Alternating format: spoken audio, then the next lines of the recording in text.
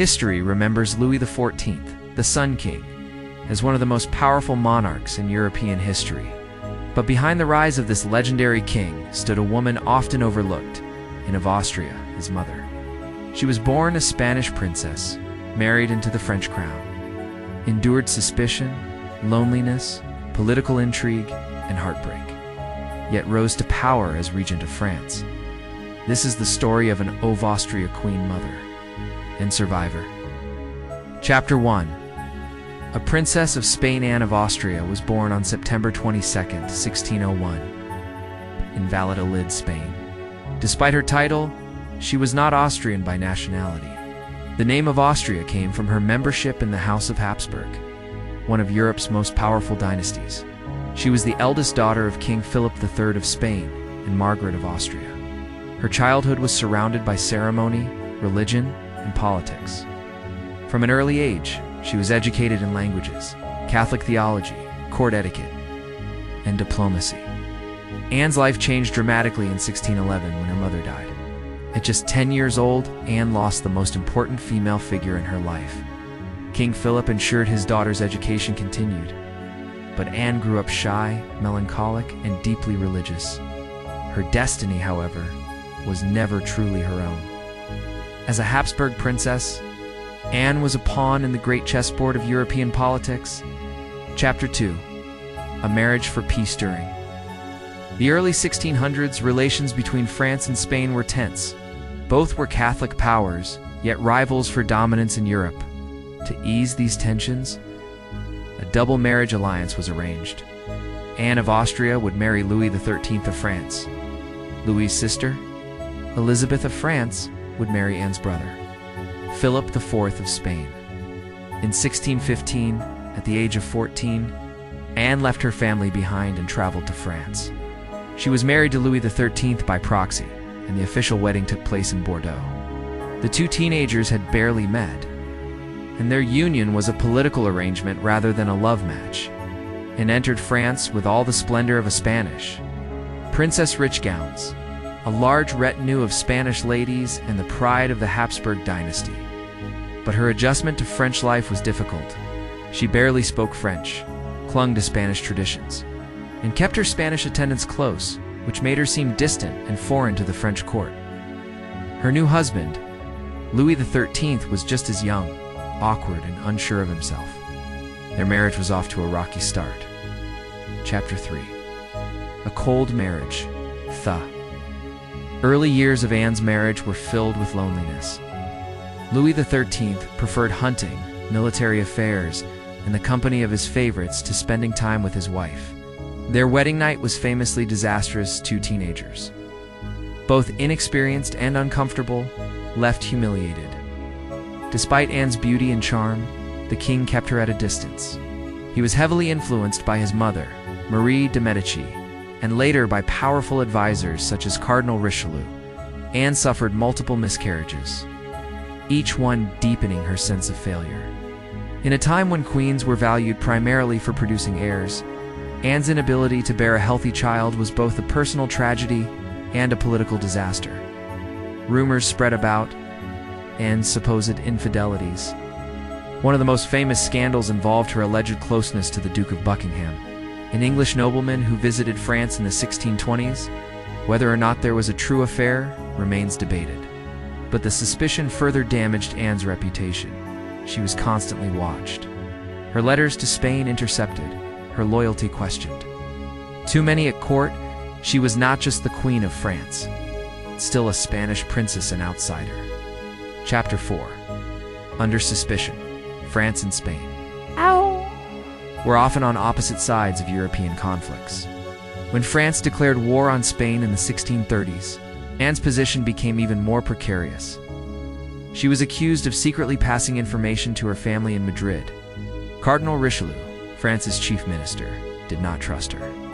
At one point, an investigation revealed coded letters sent from Anne to Spain, though never proven guilty of treason. The Queen was placed under close surveillance. Her household was restructured, many of her Spanish attendants dismissed. Anne was humiliated, isolated, and treated with open suspicion by the French government. But Anne was not weak. Despite the mistrust, she remained dignified and patient. She leaned heavily on her religious faith, often retreating into prayer when political storms surrounded her. Her resilience would one day prove crucial. Chapter 5. A miracle heir after more than 2 decades of marriage. Anne had failed to give Louis XIII an heir. France's stability seemed uncertain. Then, against all expectations, a miracle occurred. On September 5, 1638, Anne gave birth to a son, Louis Dudon, meaning God-given Louis. This child would later become Louis XIV. The Sun King, the birth of Louis, was celebrated across France as a divine blessing. After so many years of childlessness, the Queen had finally given the kingdom an heir. 2 years later, Anne gave birth to another son, Philippe, Duke of Orleans, securing the royal succession even further. Though motherhood brought an age, her relationship with Louis XIII did not improve much. The king remained distant, cold, and mistrustful. Yet Anne now had something far more important than her husband's affection. She had her sons, and through them, a powerful role in France's future. Chapter 6. The Queen Regent in 1643. Louis XIII fell ill and died. His heir, Louis XIV, was only 4 years old. According to custom, Anne of Austria became Regent of France. But Louis XIII had not trusted his wife. In his will, he attempted to limit her power by creating a regency council. Anne, however, was determined not to be sidelined. With the support of the Parliament of Paris, she overturned her late husband's restrictions and assumed full regency powers. As regent, Anne relied on the advice of Cardinal Mazarin, Richelieu's successor. Together, they governed France through a difficult period of war and civil unrest.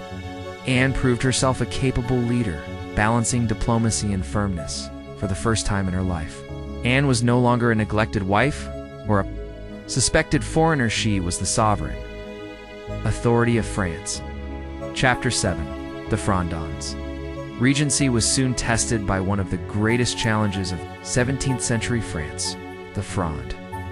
The Fronde was a series of civil wars, 1648 to 1653, in which nobles, judges, and even members of the royal family rose against the crown. They resented Mazarin's authority and the Queen's centralization of power. Anne stood firm. With her young son Louis XIV beside her, she endured public hostility, military threats, and even moments when she was forced to flee Paris, yet she never gave up. Her strength during the Fronde left a lasting impression on Louis XIV. He never forgot the humiliation of his childhood, hiding from rebels. Hearing the insults shouted against his mother and living in fear, this experience shaped his later belief in absolute monarchy. For Anne, the Fronde was both a personal trial and a political education. She emerged victorious, but at great cost. Her regency had preserved the monarchy, but it also hardened her eldest son's resolve to rule with absolute authority once he came of age. Chapter 8.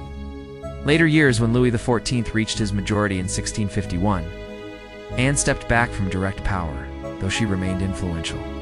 She continued to support Cardinal Mazarin, who served as Louis's chief minister until his death in 1661. Anne dedicated herself to her sons, particularly Louis. She instilled in him a deep sense of duty, Catholic faith, and royal dignity. Though their relationship was not always warm, Louis respected his mother and later acknowledged her role in shaping his reign. In her final years, suffered from declining health. In 1664, she was diagnosed with breast cancer. Despite treatments and prayers, her condition worsened. On January 20th, 1666, Anne of Austria died in Paris at the age of 64. She was buried in the Basilica of Saint Denis, the traditional resting place of French monarchs. Her death was mourned not only by her son Louis XIV, but by many who recognized her as a woman of courage, dignity, and strength. Chapter 9. Legacy. Anne of Austria's life was marked by contradictions. She was a Spanish princess who became Queen of France. She was a wife neglected by her husband, yet a mother who gave France its greatest king. She was a queen accused of treason. yet later entrusted with the regency of the kingdom. Her regency preserved the monarchy during one of its most dangerous crises. Her resilience during the Fronde shaped Louis XIV's determination never to let nobles or parliaments challenge royal power again.